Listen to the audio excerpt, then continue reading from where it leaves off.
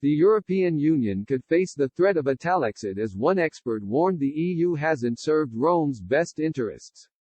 Euroscepticism has been particularly prominent in Italy in recent years, thanks largely to Matteo Salvini and his Lega party. He has branded the euro a crime against humanity, and regularly hit out at Brussels on a number of policies. And in July, the Italexit party was launched by Gianluigi Paragon, who promised to free Italy from the cage of the European Union and the single currency. A Euronews Commission poll, released in August, found that Italy is the most likely of the big four EU nations to leave the bloc. Data from the Redfield and Wilton Strategies survey found that most Italians would be in favor of leaving the EU if Brexit is seen as successful.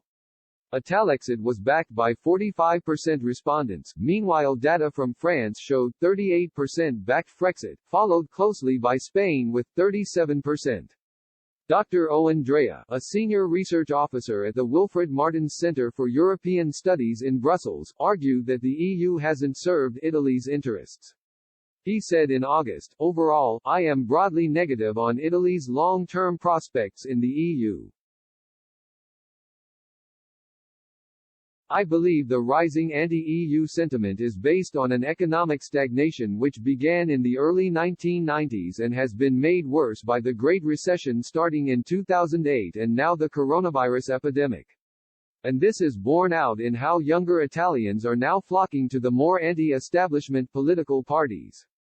It is the Italian millennials which have been truly sacrificed by successive Italian governments in order to preserve the privileges of the older generations."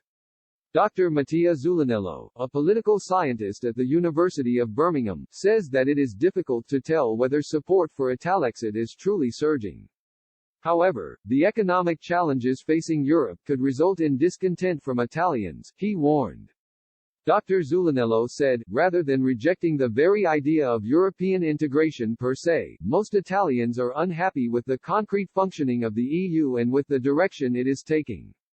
In other words, there are many shades of Euroscepticism, meaning that increased discontent with the functioning of the EU does not necessarily imply real support for Italexit. Euroscepticism is a polyhedric phenomenon, it is not black or white. I am afraid that discontent with the EU will further increase in autumn, when the real extent of the economic crisis will become fully evident.